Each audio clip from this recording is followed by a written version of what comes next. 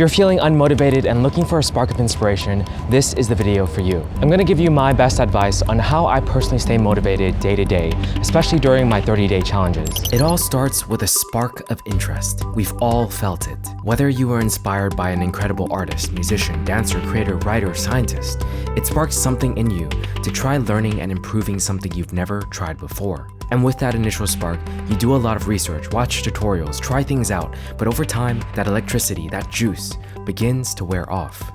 That's completely normal. Motivation comes in waves, but we have some control over whether or not we choose to ride those waves and how frequent and long those waves might be. Firstly, you can set up the right habits by clearing distractions and always showing up despite not being motivated.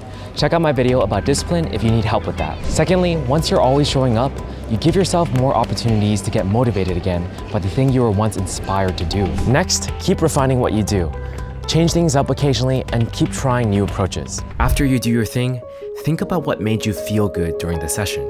For me, I'm able to practice piano consistently because I grew to love playing beautiful music and improvising.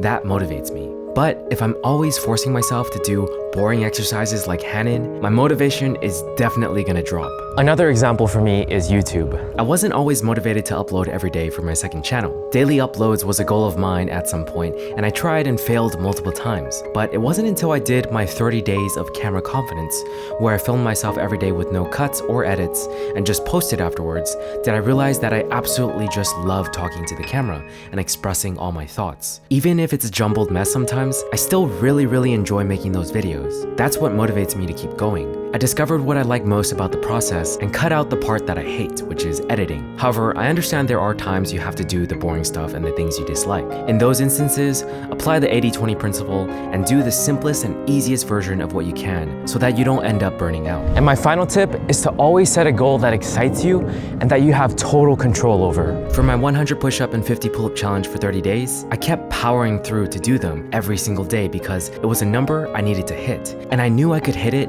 if I strategized and spread out the reps during the day. And for studying Japanese using AI for 30 days, my metric was just studying for about an hour, and that was the goal. Setting a clear, achievable goal that you know you can do, committing to it and finishing it is truly a satisfying feeling that will keep you motivated to keep going. Quite obviously, I'm a huge advocate of 30-day challenges. I believe a structure to a goal is very important. It forces you to break down your bigger goals into smaller ones that are more achievable in that time period. And from there, you keep going and working on those small mini adventures until you finally accomplish that bigger goal. Hopefully some of these tips can help you guys. Check out my website for more resources on habits and consistency. And also if you enjoyed the video, please like and subscribe. I'll catch you guys in the next one.